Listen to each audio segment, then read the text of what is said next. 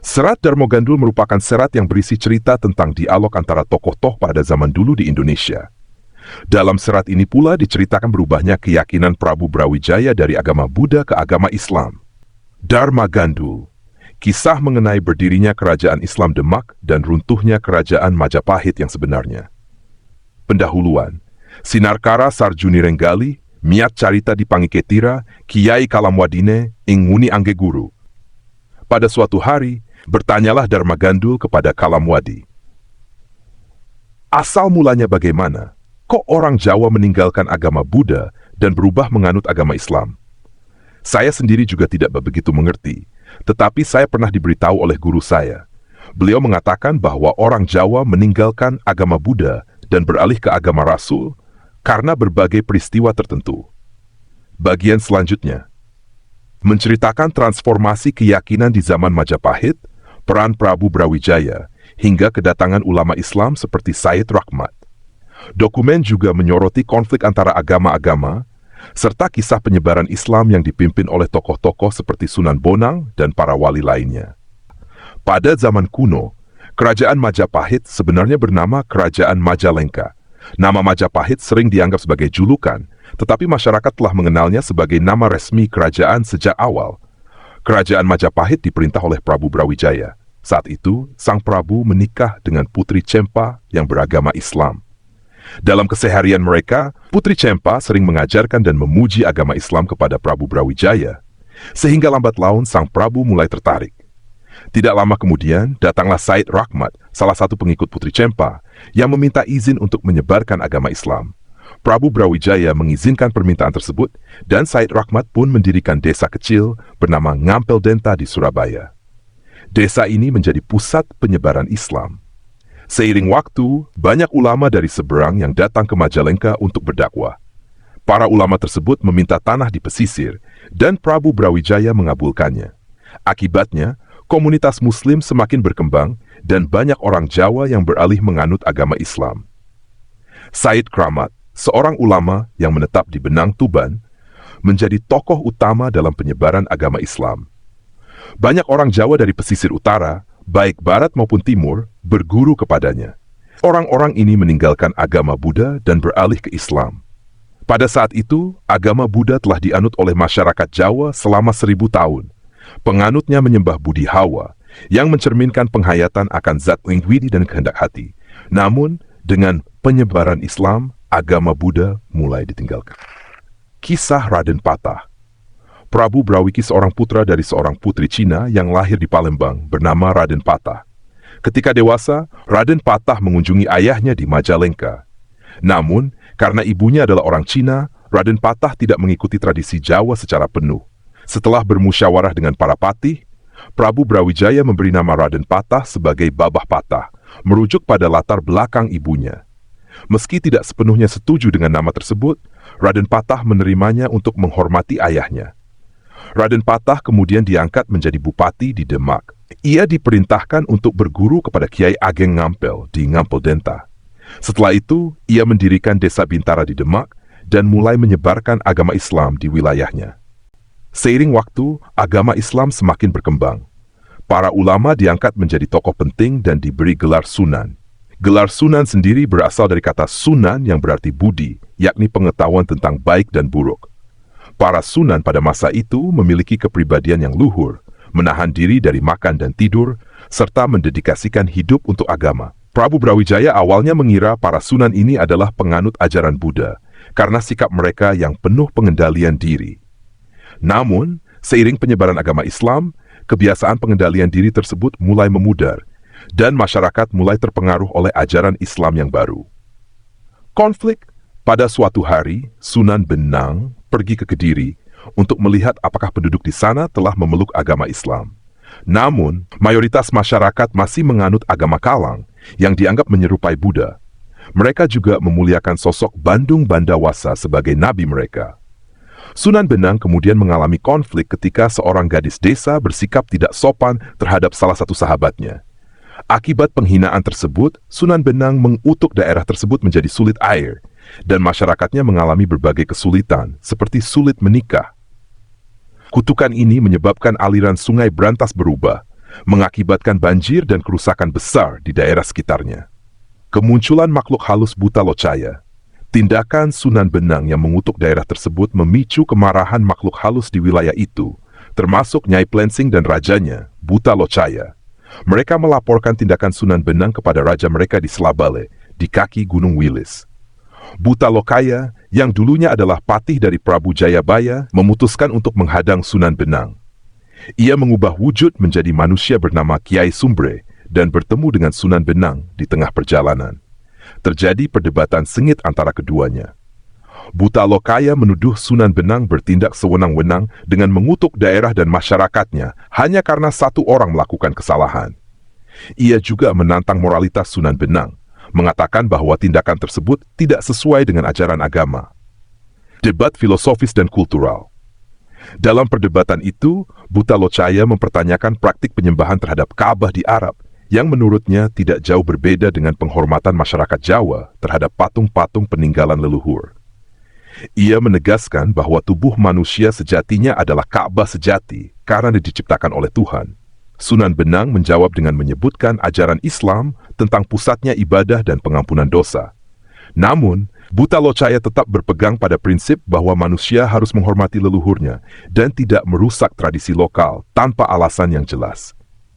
Eskalasi konflik Majapahit Demak. Saat Islam semakin berkembang, terjadi perselisihan yang berujung pada konflik antara kerajaan Majapahit dan Demak. Sunan Bonang dan para wali lainnya mulai memprovokasi Adipati Demak, Raden Patah, untuk menyerang Majapahit. Meskipun awalnya enggan, Raden Patah akhirnya setuju setelah dibujuk bahwa melawan ayahnya, Prabu Brawijaya, tidak akan dianggap dosa karena perbedaan keyakinan. Para wali bahkan menyebut tindakan tersebut akan membawa pahala besar karena dianggap sebagai perjuangan melawan kekafiran. Penobatan Raden Patah dinobatkan sebagai Raja Demak dengan gelar Senapati Jimbun. Bersama pasukan besar, ia memimpin serangan ke Majapahit yang mengakibatkan kehancuran kerajaan tersebut. Peperangan besar antara Demak dan Majapahit. Raden Patah memimpin pasukan besar yang terdiri atas para santri, ulama dan bupati dari wilayah pesisir utara Jawa untuk menyerang kerajaan Majapahit. Pasukan ini diperkirakan berjumlah 30.000 orang, lengkap dengan persenjataan perang. Strategi dan taktik. Sebelum menyerang, Raden Patah menerima nasihat dari Sunan Bonang untuk menggunakan strategi halus agar serangan tersebut tidak langsung tercium oleh pihak Majapahit. Pasukan diminta menyamar seperti dalam acara Grebek Maulud, membawa senjata dalam kondisi tersembunyi. Namun, ketika pasukan Demak tiba di Majapahit, serangan dilakukan secara terbuka. Pasukan Majapahit, yang jumlahnya jauh lebih sedikit, hanya sekitar 3.000 orang, dipimpin oleh pati kerajaan dan beberapa bupati setia. Pertempuran sengit. Meskipun kalah jumlah, pasukan Majapahit menunjukkan perlawanan yang gigih. Patih Majapahit terkenal sangat tangguh. Tidak ada senjata yang mampu melukai tubuhnya. Ia memimpin serangan dengan keberanian luar biasa, menewaskan banyak pasukan Demak.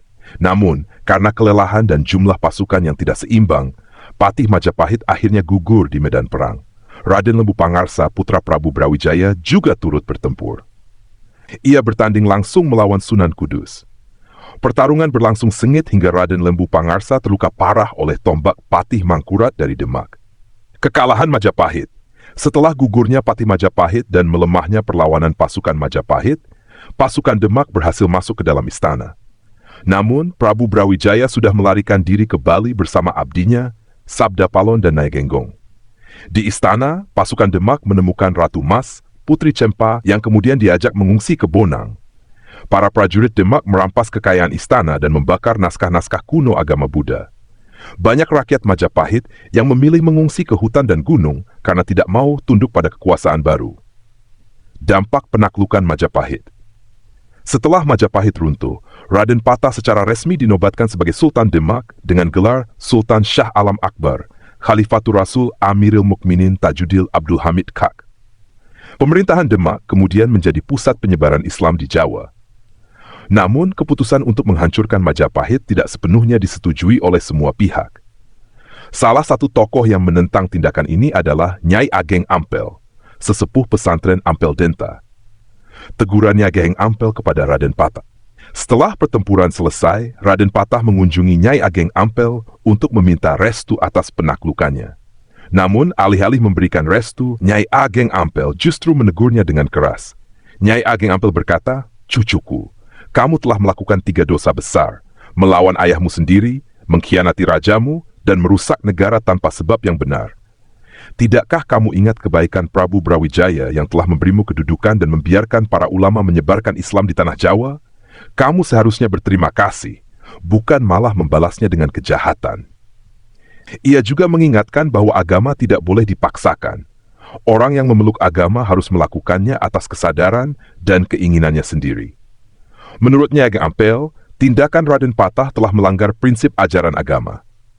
Penyesalan Raden Patah. Teguran tersebut membuat Raden Patah menyesal atas tindakannya. Namun, ia telah terlanjur mengikuti bujukan Sunan Bonang dan para wali lainnya untuk menggulingkan Majapahit.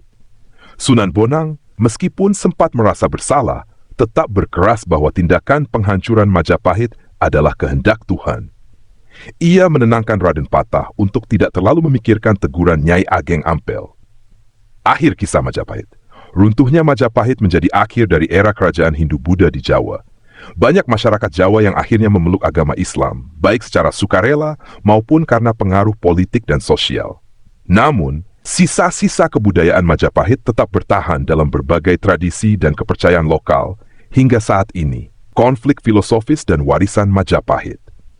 Setelah keruntuhan Majapahit, pergolakan antara nilai-nilai lama dan ajaran baru masih terasa. Meskipun Islam telah menjadi agama yang dominan, tidak sedikit masyarakat yang tetap memegang teguh warisan leluhur mereka, baik dalam bentuk budaya, tradisi, maupun ajaran spiritual. Dialog tentang agama dan kehidupan. Dalam bagian ini, Kalamwadi menjelaskan kepada Dharma Gandul tentang berbagai pandangan filosofis yang berkembang setelah kejatuhan Majapahit. Ia menyoroti bagaimana ajaran lokal seringkali dipandang rendah oleh agama-agama baru yang datang dari luar. Kalamwadi berkata, orang yang mengaku beragama seringkali lupa pada asal-usulnya. Mereka dengan mudah meninggalkan ajaran leluhur tanpa memahami nilainya. Padahal, yang penting bukanlah agama apa yang dipeluk, tetapi sejauh mana seseorang memahami dan menjalankan ajaran kebaikan.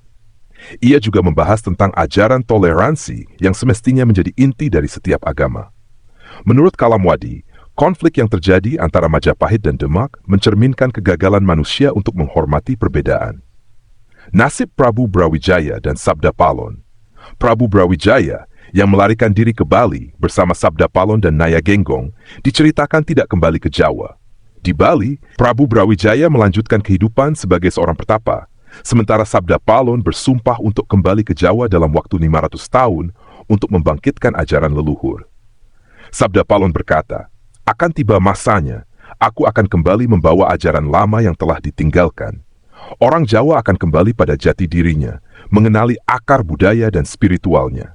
Sumpah Sabda Palon ini menjadi simbol harapan bagi masyarakat Jawa yang merasa tercerabut dari tradisi leluhurnya setelah keruntuhan Majapahit. Pesan moral Serat Dharma Gandul. Sebagai sebuah karya sastra, Serat Dharma Gandul mengandung banyak pesan moral, termasuk kritik terhadap fanatisme agama, penghormatan terhadap tradisi, dan pentingnya toleransi antaragama. Kalamwadi mengakhiri percakapannya dengan Dharma Gandul dengan pesan, "Jangan mudah meninggalkan ajaran leluhurmu hanya karena datangnya sesuatu yang baru. Pelajari, pahami, dan nilai dengan hati nurani. Apapun yang kau pilih, pastikan itu membawa kebaikan bagi dirimu dan sesamamu." Penutup Serat Dharma Gandul. Karya ini ditutup dengan refleksi tentang bagaimana sejarah berulang, di mana konflik antaragama dan budaya seringkali terjadi karena kurangnya pemahaman dan penghormatan terhadap perbedaan. Agama adalah jalan, bukan tujuan. Yang terpenting adalah bagaimana manusia menjalani kehidupannya dengan penuh kebajikan dan keadilan. Isi serat selanjutnya, ajaran Ki Kalamwadi untuk kehidupan rumah tangga, penjelasan kitab Manik Maya, sedikit kisah tentang Kediri, sudah tidak ada hubungannya dengan cerita Majapahit. Dharma Gandul berkata, "Kiai, yang disebut agama Serani itu seperti apa?" Kiai Kalamwadi kemudian menjelaskan, yang disebut agama Serani itu artinya adalah sarana untuk berbakti, sungguh-sungguh berbakti kepada Tuhan, tanpa menyembah berhala, hanya menyembah kepada Allah. Oleh karena itu, Nabi Isa disebut sebagai putra Allah, karena Allah yang menciptakannya, seperti yang disebutkan dalam kitab Anbiya. Kemudian Kiai Kalamwadi melanjutkan penjelasannya. Sultan Demak memiliki kepekaan gaib, merasa telah terkena hukuman dari Tuhan Yang Maha Kuasa. Oleh sebab itu, ia menyadari semua kesalahannya, lalu pergi untuk menziarahi makam ayahandanya. Setelah 3 hari lamanya, di tengah pusara makam tanpa sebab muncul 4 jenis pohon. Pohon pertama berwarna hitam kemerahan dengan daun dan bunga, 2 pohon berikutnya dengan bunga putih dan daun sedang, pohon ketiga memiliki daun menjuntai melingkar seperti payung, dan pohon keempat memiliki daun halus dengan duri. Saat itu, dari dalam makam raja terdengar suara gaib, begini bunyinya. Habis sudah rasa sayangku kepada anak. Ia hanya suka makan dan tidur. Gajah dianggap kucing, walaupun mati secara terhormat, namun ingatlah nanti, jika sudah mengenal agama ilmu pengetahuan, kelak akan kubalas, akan kuajari memahami logika benar dan salah, cara memimpin negara, hingga berani memakan babi seperti di zaman Majapahit dahulu. Sultan Demak mendengar suara gaib dengan pesan seperti itu. Dalam hatinya ia sangat menyesal atas perbuatannya. Ia lama terdiam dan tidak mampu berkata-kata, menyadari kesalahannya karena telah mengikuti pendapat para sunan yang menyarankan untuk memusuhi ayahnya sendiri dan menghancurkan Majapahit. Sejak saat itu, 4 pohon yang tumbuh di makam menjadi simbol Telasih, Semboja, Turu Gajah, dan Getah Kucing. Telasih digunakan untuk mengirim doa kepada leluhur. Daun dari pohon getah kucing jika disentuh akan bergerak, dan daunnya juga menutup seperti daun getah kucing lainnya. Setelah kejadian itu, Sultan Demak kembali dari makam ayahnya dengan rasa sesal yang mendalam dalam hati. Ia terus-menerus merasa bersalah atas semua kesalahannya. Sunan Kalijaga juga memiliki kepekaan gaib dan merasa telah mendapatkan peringatan dari Tuhan Yang Maha Kuasa. Oleh karena itu, ia juga sangat menyesal dan merasa bersalah. Akhirnya, ia mengenakan pakaian serba hitam, berbeda dengan wali lainnya yang masih berpakaian serba putih. Para wali lainnya tidak menyadari kesalahan mereka, hanya Sunan Kalijaga yang merasa telah mendapat teguran dari Tuhan Yang Maha Kuasa. Oleh karena itu, ia sangat menyesal dan akhirnya mendapat pengampunan dari Allah. Sebagai tanda, muncul orang-orang dengan punuknya yang diberi potongan kayu jati. Maknanya adalah, hilangkan punukmu, kesombonganmu. Hakikat ilmu tidak perlu mencari guru dari negeri Arab. Ilmu Tuhan sudah ada di dalam diri kalian masing-masing. Wujudnya hanya berupa pujian, tetapi bukan sekadar pujian biasa. Itu adalah ilmu sejati yang memahami esensi kehidupan, yang menjadi cerminan dari Tuhan. Manusia hanya bisa menjalankan apa yang telah ditentukan. Semua gerak manusia digerakkan oleh budi. Kata-kata muncul dari kehendak muncul dari budi, dan budi adalah esensi dari Tuhan Yang Maha Agung. Keagungan itu sudah sempurna, tanpa kekurangan, tanpa tambahan, tanpa lebih, dan tidak memiliki arah maupun tempat. Kiai Kalamwadi melanjutkan ceritanya. Menurut guru saya, Rahaden Budi Soekardi, orang yang memuji Allah disebut dengan istilah Daru Demble. Kata dar berarti memaparkan, ru berarti rumit dan penuh masalah. Sementara demble berarti menyatu menjadi satu kesatuan. Jika seseorang memahami prinsip-prinsip syariat, tarekat, hakikat, dan makrifat, maka dia sudah memuji tanpa mengucapkan. Syariat adalah syarat untuk menjalani kehidupan, yaitu menolak pilihan dan menyerahkan segalanya. Tarekat adalah menimbang dan membandingkan yang benar dan yang salah. Hakikat adalah wujud kehendak Allah yang menggerakkan budi. Jika kamu mengerti arti Daru Demble, maka pengetahuanmu akan sempurna. Memakan buah pengetahuan dan budi ibarat seperti besi yang dimasukkan ke dalam api, hilang warna merahnya dan menjadi satu kesatuan. Yang memuji dan yang dipuji menjadi satu. Jika kamu dapat memahami ini, itu disebut munajat.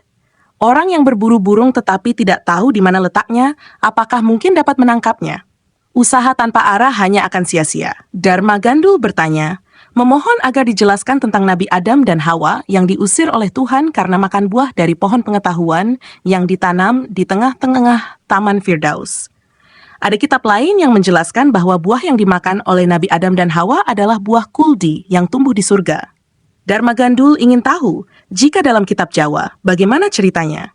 Mengapa hanya kitab Arab dan kitab orang Serani yang disebutkan? Kiai Kalamwadi kemudian menjelaskan bahwa kitab Jawa tidak menyebutkan hal tersebut. Namun dalam sejarah Jawa ada yang menyebutkan keturunan Nabi Adam, yakni dalam kitab Manik Maya. Kiai Kalamwadi melanjutkan ceritanya. Setelah buku-buku dasar agama Buddha dibakar karena dia mengganggu agama Rasul, buku-buku yang disimpan oleh para prajurit juga diambil dan dibakar. Setelah keruntuhan Majapahit, Siapapun yang tidak mau memeluk agama Islam akan dihukum, sehingga banyak orang yang takut terhadap kekuasaan raja. Orang-orang yang mau masuk agama Rasul diberi hadiah pangkat atau tanah dan dibebaskan dari pajak. Oleh karena itu, masyarakat Majapahit banyak yang memeluk agama Islam karena tertarik pada hadiah tersebut. Pada saat itu, Sunan Kalijaga memiliki pemikiran agar cerita leluhur tidak terputus. Ia menciptakan wayang untuk menggantikan kitab-kitab kuno yang telah dibakar. Raja Mataram juga mengumpulkan sejarah para leluhur Jawa. Buku-buku yang masih disimpan diambil semuanya, tetapi sebagian besar telah rusak. Sang Raja Mataram memerintahkan untuk membuat babat tanah Jawa. Namun karena yang membuat babat ini bukan hanya satu orang, hasilnya tidak bisa seragam. Sebagai panduan digunakan kitab Lokapala. Cerita ini menyebutkan bahwa Nabi Adam adalah anak Nabi Sis bernama Said Anwar. Said Anwar dimarahi oleh ayah dan kakeknya karena berani memakan buah pohon budi yang dilarang oleh Tuhan. Said Anwar ingin memiliki kuasa yang setara dengan Tuhan.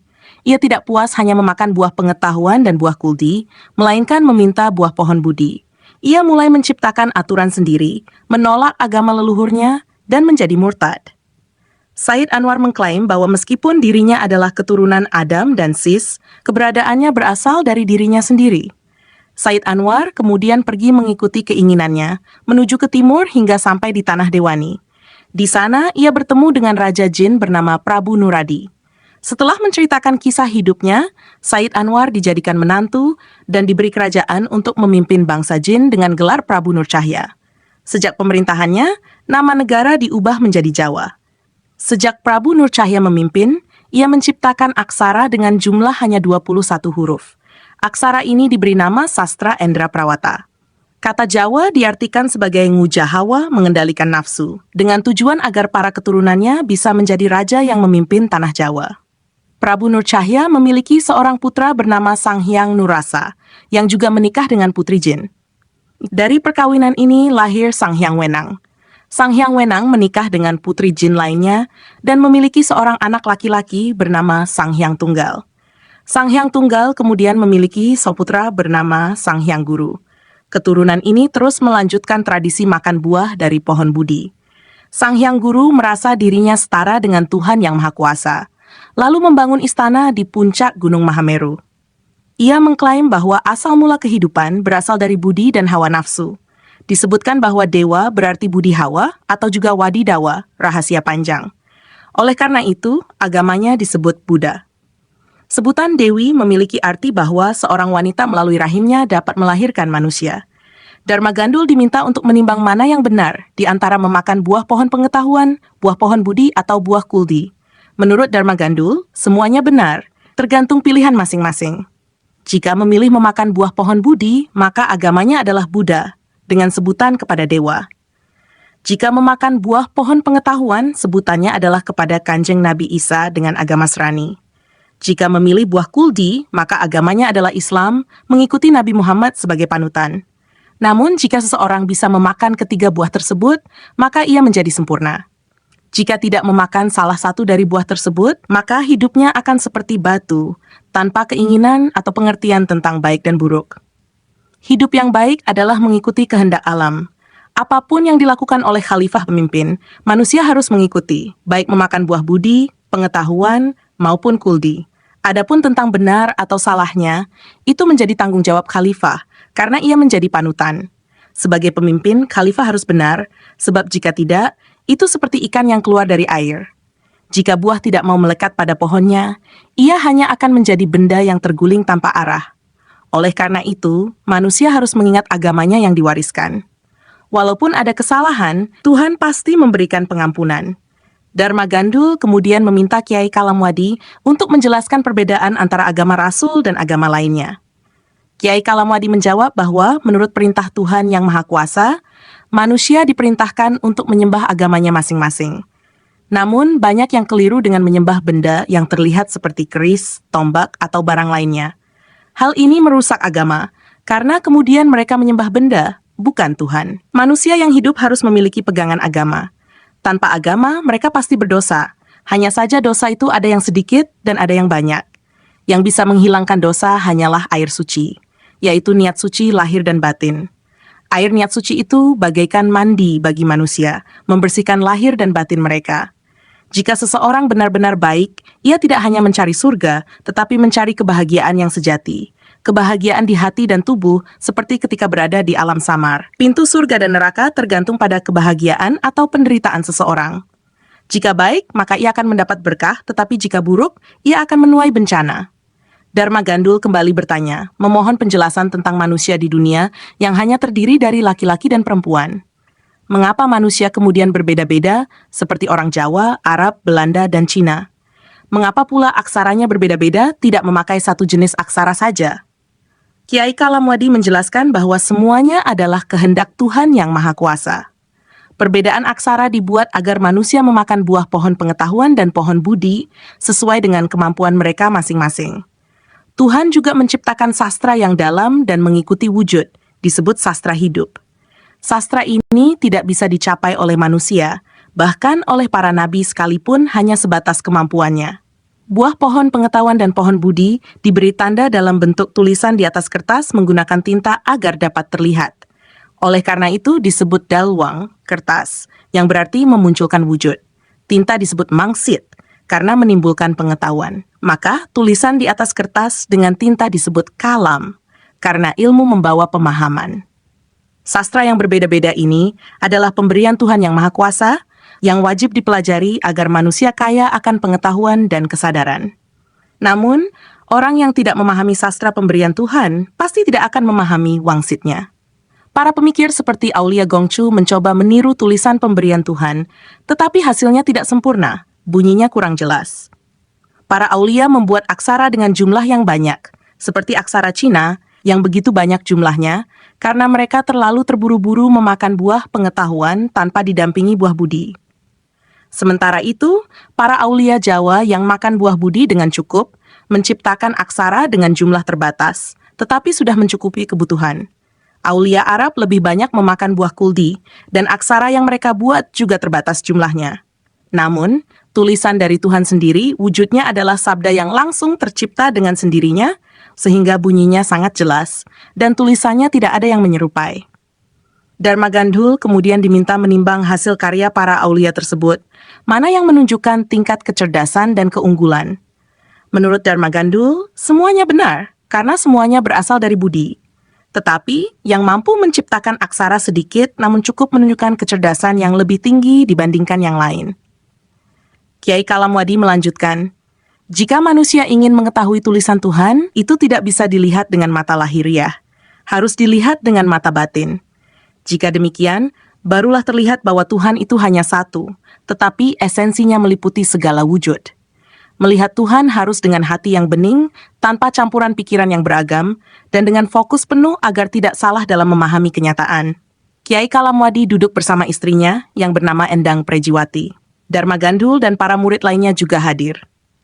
Kiai Kalamwadi memberikan pengajaran kepada istrinya karena seorang suami harus mendidik istrinya. Yang diajarkan adalah ilmu sejati dan ilmu untuk menghadapi kematian. Dalam hubungan rumah tangga, seorang wanita diibaratkan seperti rumah yang harus dirawat dan diperbaiki setiap hari. Kiai Kalamwadi berkata, sesungguhnya tubuh manusia sudah dapat memberikan jawaban karena di dalamnya sudah ada ajaran Tuhan. Namun, jawaban itu tidak keluar melalui lisan, melainkan berupa petunjuk yang tertulis dalam seluruh tubuh. Lalu Kiai Kalamwadi melanjutkan penjelasannya, tangan kirimu sudah memiliki arti sendiri dan menjadi ajaran yang baik dan nyata. Itu menunjukkan bahwa tubuhmu adalah wujud dari sisi kiri, hanya hawa nafsu yang tampak. Kata ki berarti ini, wa berarti wadah. Tubuhmu diibaratkan seperti perahu. Perahu adalah simbol perempuan. Wong artinya kosong. Isi dari wadah itu hanya 3 hal, riches. Jika perahu sudah diisi 3 hal itu, seorang perempuan akan merasa puas dan tidak gundah. Penjelasan 3 hal tersebut adalah sebagai berikut. 1. Berarti dakar. Jika seorang lelaki mampu memenuhi peranannya sebagai pria sejati, maka hati perempuan akan tenang, dan akhirnya hidupnya menjadi damai. 2. Berarti pari beras. Ini melambangkan kebutuhan pangan. Jika seorang pria mampu mencukupi kebutuhan makanan perempuan, maka ia akan merasa tentram. 3 cis berarti picis, uang. Jika seorang pria mampu memberikan uang yang cukup, perempuan akan merasa aman dan tenang. Namun, jika seorang pria gagal memenuhi 3 hal tersebut, maka perempuan akan merasa gundah dan tidak bahagia. Makna bagian tangan kanan? Tangan kanan berarti hitunglah pekerjaanmu setiap hari. Bersungguh-sungguhlah dan bersiaplah untuk menerima perintah. Perempuan memiliki kewajiban membantu laki-laki mencari nafkah. Makna bagian tubuh lainnya? Bahu berarti pendamping. Perempuan adalah pendamping pria dalam melaksanakan segala sesuatu. Sikut berarti menghindari perbuatan yang salah. Ugil-ugil berarti bahwa walaupun ada pertengkaran, jika cinta masih ada, hubungan tidak akan terputus. Epek-epek berarti bahwa nama seorang perempuan akan mengikuti nama suaminya. Perempuan adalah warang karung, sedangkan pria adalah curiga. Di bagian epek-epek, berarti perempuan harus menghormati suami seperti seorang raja. Makna jari-jari. Jempol berarti perempuan harus mudah diajak bekerja sama, luwes seperti empuknya kelapa. 2. Jari telunjuk berarti perempuan harus mengikuti arahan pria. 3. Jari tengah berarti perempuan wajib menghormati suaminya. 4. Jari manis berarti perempuan harus memiliki wajah yang manis dan tutur kata yang lembut. Ling jari kelingking berarti kekuasaan perempuan hanya sebesar 1/5 dari pria, sehingga ia harus setia kepada suaminya. Kuku berarti menjaga rahasia, seperti ujung tali yang tidak boleh kendur. Panduan hidup dalam perkawinan. Kiai Kalamwadi berkata bahwa dalam pernikahan, seorang perempuan harus setia kepada suaminya dan menjalankan 4 hal. Sawon, dapur, mengurus makanan dan kebutuhan rumah tangga. 2. Paturon ranjang, memberikan kasih sayang dan perhatian kepada suami. 3. Pangreksan, merawat rumah dan keluarga agar tetap harmonis. 4. Menghindari padudon, pertengkaran, menjaga hubungan agar tidak terjadi konflik yang berlebihan. Jika pasangan suami istri menjalankan hal-hal ini, mereka akan hidup bahagia dan tentram. Namun, jika salah satu pihak berbuat salah, terutama perempuan, maka ia akan kehilangan kehormatan di mata suaminya dan Tuhan. Kesalahan dalam pernikahan bukan hanya tentang perselingkuhan, tetapi juga perilaku yang tidak jujur atau tidak sederhana. Nasihat dalam pernikahan. Kiai Kalamwadi menjelaskan, pernikahan itu mudah jika dijalani dengan kesederhanaan, tetapi bisa menjadi sangat sulit jika tidak ada kesepahaman. Kesalahan dalam pernikahan tidak bisa diperbaiki dengan kekayaan atau kecantikan. Perempuan harus selalu sadar bahwa ia berada dalam tanggung jawab suami. Jika ia tidak sadar akan hal ini, maka kesalahannya akan semakin besar. Karena itu, seorang perempuan harus menjaga kesederhanaan lahir dan batin agar terhindar dari 2 dosa. 1. Dosa terhadap suami. 2. Dosa terhadap Tuhan. Perempuan yang melanggar akan kehilangan kedamaian dan tidak akan mencapai kebahagiaan sejati. Hati harus selalu ingat karena tindakan tubuh hanya mengikuti kehendak hati. Hati adalah raja dari tubuh manusia. Perumpamaan pernikahan seperti perahu. Pernikahan diibaratkan seperti sebuah perahu besar. Perjalanan perahu dipengaruhi oleh kemudi dan dayung. Jika dayungnya benar tetapi kemudinya salah, maka perahu tidak akan berjalan dengan baik. Dalam rumah tangga, suami adalah dayung, sedangkan istri adalah kemudi. Keduanya harus bekerja sama agar tujuan tercapai. Kehidupan rumah tangga yang rukun membawa kebahagiaan tidak hanya untuk pasangan itu sendiri, tetapi juga untuk orang-orang di sekitarnya. Oleh sebab itu, kerukunan adalah hal yang sangat penting. 4 jenis kemuliaan. Kiai Kalamwadi memberikan nasihat tentang jalan menuju kemuliaan yang terdiri dari 4 hal. 1. Mulia saka jeneng dari nama. Memiliki nama baik yang membawa keberuntungan besar, tidak hanya untuk diri sendiri tetapi juga untuk orang lain. 2. Mulia saka banda, kemuliaan dari harta, kekayaan yang digunakan untuk hal-hal baik. Mulia saka sugi ilmu, kemuliaan dari ilmu, pengetahuan yang membuat seseorang dihormati. Mulia saka kawiknyan, kemuliaan dari kebijaksanaan, kebijaksanaan yang membawa manfaat bagi banyak orang. 4 jenis penderitaan. Sebaliknya, jalan menuju penderitaan juga terdiri dari 4 hal. Rusaking ati, kerusakan hati. Pikiran yang rusak membuat tubuh juga ikut rusak. 2. Rusaking ratubuh, penyakit yang melemahkan tubuh. 3. Rusaking jeneng, kehancuran nama baik, nama buruk membuat seseorang tidak dihormati. 4. Rusaking budi, kerusakan budi, kebodohan yang membawa seseorang pada tindakan buruk. Kiai Kalamwadi menjelaskan bahwa anugerah Tuhan adalah kesehatan, kecukupan, dan ketenangan hati. Hidup yang baik adalah yang membawa manfaat dan memberi teladan bagi orang lain. Perbandingan orang zaman dulu dan sekarang. Dharma Gandul kemudian bertanya kepada Kiai Kalamwadi tentang perbedaan kecerdasan antara orang-orang zaman dulu dan zaman sekarang. Ia ingin tahu mana yang lebih pintar. Kiai Kalamwadi menjawab, orang zaman dulu dan sekarang sebenarnya sama-sama pintar. Hanya saja, orang zaman dulu banyak yang belum mampu mewujudkan kecerdasannya. Akibatnya, mereka terlihat kurang pintar. Sebaliknya, orang zaman sekarang mampu memanfaatkan kecerdasan mereka sehingga terlihat lebih pintar. Kepintaran orang zaman sekarang berasal dari pelajaran dan warisan kecerdasan orang-orang zaman dulu. Jika tidak ada kecerdasan orang zaman dulu, maka orang zaman sekarang tidak akan memiliki dasar untuk belajar. Oleh karena itu, meskipun orang zaman dulu tampak kurang pintar, sebenarnya mereka memiliki kebijaksanaan yang diwariskan kepada generasi berikutnya. Perumpamaan tentang kecerdasan. Kepintaran manusia bisa diibaratkan seperti seorang wanita yang menumbuk padi setiap hari. Ketika tampah diisi dengan gabah, gabah tersebut diayak dan diolah hingga menghasilkan beras, menir, dan sekam. Setelah itu, ia hanya tinggal memilah-milah hasilnya sesuai kebutuhan. Artinya, beras yang ingin diolah harus dibersihkan terlebih dahulu sesuai tujuan orang yang mengolahnya. Jika kamu mampu mengatur manusia seperti seorang wanita yang menumbuk padi tadi, maka kamu adalah orang yang luar biasa. Namun, pekerjaan itu bukanlah tanggung jawabmu, karena tugas tersebut adalah kewajiban para raja yang memimpin rakyatnya.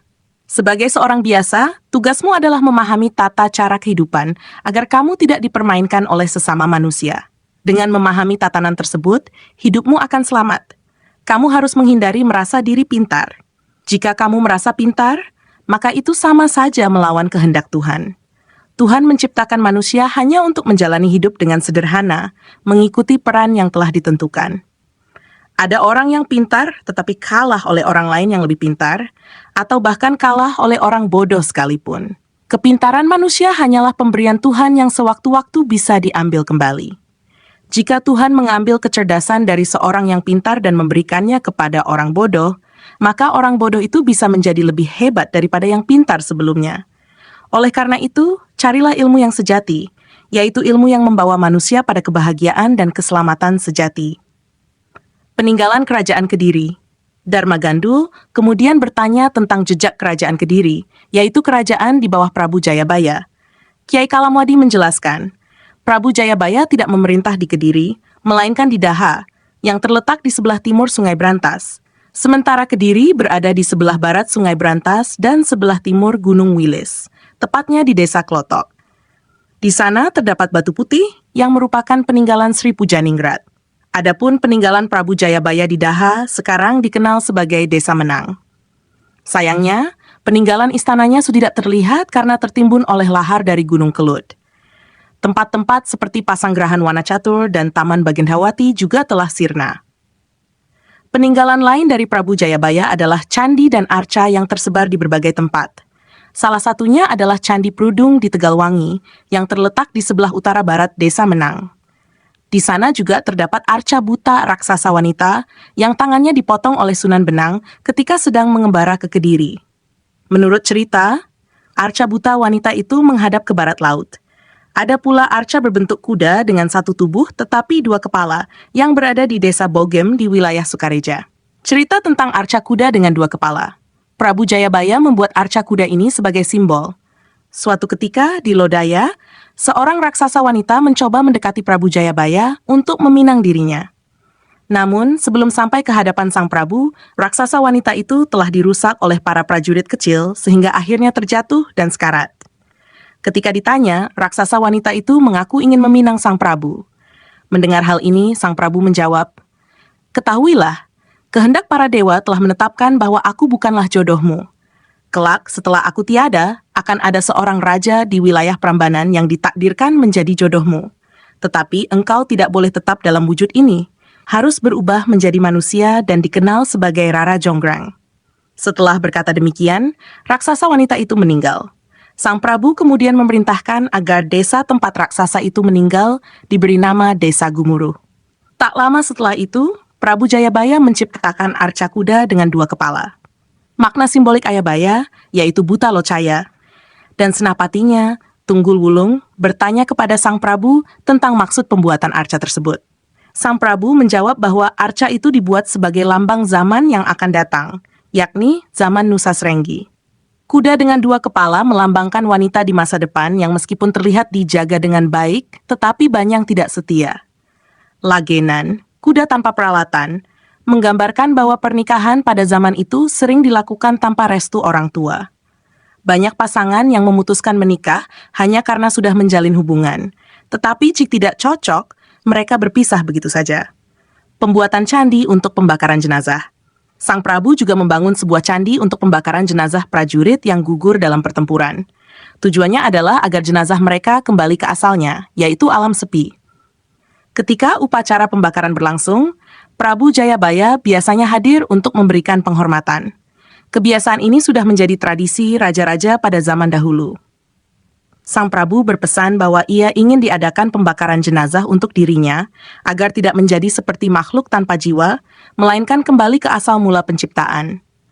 Muksa Prabu Jayabaya. Setelah Prabu Jayabaya wafat, Patih Butalocaya, Senapati Tunggul Wulung, dan putri kesayangan Prabu Jayabaya, yaitu Nimas Ratu Pagidongan, mengikuti jejak Sang Prabu untuk muksa. Butalocaya menjadi raja makhluk halus di Kediri. Tunggul Wulung tinggal di Gunung Kelut. Nimas Ratu Pagidongan menjadi penguasa makhluk halus di Laut Selatan dengan gelar Ratu Angin-Angin. Putri lainnya dari Prabu Jayabaya, Kramatruna, diperintahkan untuk tinggal di Sendang Kalasan. 300 tahun kemudian, keturunan Raja Prambanan yang bernama Sang Pujaningrat menjadi penguasa di Kediri. Kisah Kediri di bawah Dewi Kilisuci. Setelah 300 tahun, Kediri dipimpin oleh Sang Pujaningrat yang menjadi raja atas wilayah tersebut. Namun, sejarah Kediri lebih banyak diwarnai oleh kisah Ratu Dewi Kilisuci, seorang putri yang dikenal sangat bijaksana dan hidup sebagai pertapa. Ia tinggal di Gua Selamangleng di kaki Gunung Wilis. Dewi Kilisuci adalah seorang wanita yang memutuskan untuk tidak menikah. Oleh sebab itu, ia sering disebut sebagai Ratu Wadat, yakni seorang pemimpin yang tidak melibatkan dirinya dalam urusan asmara atau nafsu duniawi. Ia juga terkenal sebagai pelindung rakyat Kediri, dengan harapan agar tanah itu tidak banyak diliputi pertumpahan darah. Ratu Dewi Kilisuci membuat Kediri dikenal sebagai Nagara Wadon, kerajaan wanita. Artinya pun rakyatnya memiliki keberanian besar, mereka lebih sering memilih damai daripada berperang. Ketika rakyat Kediri maju perang, mereka sering menang. Namun, jika mereka diserang, mereka cenderung lebih sering menderita kekalahan. Makna nama Kediri. Nama Kediri sendiri memiliki arti simbolis. Kata Kedhi berarti perempuan yang tidak melakukan pekerjaan yang melibatkan sari kehidupan. Sedangkan Diri berarti introspeksi atau sikap menjaga diri. Nama ini mencerminkan karakter Dewi Kilisuci yang tidak mengandalkan nafsu duniawi dan fokus pada kehidupan spiritual. Catatan tentang keluarga Sunan Ampel. Sunan Ampel yang dikenal sebagai salah satu wali Songo memiliki putri bernama Ratu Fatimah. Ia menikah dengan Pangeran Ibrahim dari Karangkumuning. Setelah wafat, Pangeran Ibrahim dimakamkan di Manyura bersama Ratu Fatimah. Dari pernikahan ini lahir Nyai Ageng Malaka, yang merupakan nenek dari Raden Patah, pendiri Kesultanan Demak. Raden Patah dan Kesultanan Demak. Raden Patah adalah putra dari Prabu Brawijaya Phet, Raja Majapahit, dengan seorang putri dari Campa. Setelah dilahirkan, Raden Patah dibesarkan oleh Arya Damar, Adipati Palembang. Ketika dewasa, ia mendirikan Kesultanan Demak dengan gelar Sultan Shah Alam Akbar Sirullah Khalifatur Rasul Amiril Mukminin. Penyebaran agama Islam. Penyebaran Islam di Jawa terjadi karena hubungan erat antara para wali Songo dengan kerajaan-kerajaan yang ada. Salah satu faktor yang mempercepat proses Islamisasi adalah adanya penghargaan dan hadiah bagi mereka yang memeluk agama Rasul. Banyak masyarakat Majapahit yang akhirnya memeluk Islam karena tertarik pada insentif tersebut, termasuk pembebasan pajak dan pemberian tanah atau pangkat. Pengaruh wayang di masa Sunan Kalijaga. Sunan Kalijaga menciptakan wayang sebagai cara untuk mempertahankan kisah-kisah leluhur Jawa setelah kitab-kitab agama Buddha dibakar pada masa transisi ke Islam. Wayang menjadi pengganti cerita-cerita kuno dan sarana untuk mengajarkan nilai-nilai baru kepada masyarakat tanpa melupakan akar budaya mereka. Tradisi leluhur dan kepercayaan baru. Pada masa transisi dari agama Hindu-Buddha ke Islam, Sunan Kalijaga memiliki pandangan bahwa kisah leluhur Jawa tidak boleh terputus. Oleh karena itu, ia menciptakan wayang sebagai sarana untuk menggantikan kitab-kitab kuno yang telah dibakar. Raja Mataram juga berupaya menyusun sejarah leluhur Jawa melalui babat tanah Jawa. Namun, karena tidak dibuat oleh satu orang saja, isi babat tersebut seringkali berbeda-beda. Kitab-kitab kuno yang menjadi referensi telah hilang atau tidak ditemukan lagi. Buku-buku yang tersisa sebagian besar ditulis dalam aksara Arab seperti kitab Peki, Tajus Salatina, dan Surya Alam yang digunakan sebagai pedoman. Prabu Mataram merasa bingung karena sejarah Jawa asli hampir tidak bisa ditemukan lagi. Ia memerintahkan para pujangga untuk menulis ulang sejarah, tetapi hasilnya tetap tidak seragam. Salah satu acuan utama adalah kitab Lokapala yang menjelaskan asal-usul Jawa dan leluhur manusia. Kitab Manik Maya. Dalam kitab Manik Maya disebutkan bahwa Nabi Adam adalah keturunan Nabi Sis. Putranya, Said Anwar, mendapat hukuman karena berani memakan buah pohon budi yang dilarang oleh Tuhan. Said Anwar ingin menjadi seperti Tuhan, memiliki kuasa yang setara, sehingga ia menciptakan ajaran dan hukum sendiri berbeda dari agama leluhurnya. Said Anwar akhirnya pergi ke arah timur dan bertemu dengan Raja Jin, Prabu Nuradi. Ia dinikahkan dengan putri Jin dan diangkat menjadi raja dengan gelar Prabu Nur Cahya. Wilayah kekuasaannya dinamakan Jawa. Ia menciptakan aksara Jawa yang terdiri dari 21 huruf yang menjadi dasar budaya Jawa hingga saat ini. Pandangan filosofis tentang ilmu. Kiai Kalamwadi melanjutkan penjelasannya tentang ilmu sejati. Menurutnya, manusia yang mempelajari buah dari pohon pengetahuan, pohon budi, dan pohon kuldi akan menjadi manusia yang sempurna. Namun mereka yang hanya memakan salah satu buah tersebut akan kehilangan keseimbangan. Jika hanya memakan buah budi, mereka akan terjebak pada ajaran Buddha. Jika hanya memakan buah pengetahuan, mereka akan mengikuti agama Srani. Jika hanya memakan buah kuldi, mereka akan menjadi pengikut agama Islam. Manusia yang tidak memakan salah satu pun dari ketiga buah ini akan menjadi seperti batu, tidak memahami baik dan buruk, tidak memiliki tujuan, dan hidupnya sia-sia. Kesimpulan tentang kehidupan. Menurut Kiai Kalamwadi, hidup yang baik adalah mengikuti alur alam dan kehendak Tuhan. Segala yang dilakukan oleh seorang pemimpin harus ditaati oleh rakyatnya, karena seorang pemimpin adalah panutan. Kesalahan pemimpin akan berdampak pada kesalahan rakyatnya, seperti buah yang jatuh dari pohon tanpa arah. Pernyataan ini menekankan pentingnya pemimpin untuk bertindak benar karena tanggung jawab besar yang diembannya. Kiai Kalamwadi juga menekankan bahwa manusia harus mengingat asal-muasal agamanya. Meski ada kesalahan dalam agama itu, Tuhan pasti memberikan pengampunan.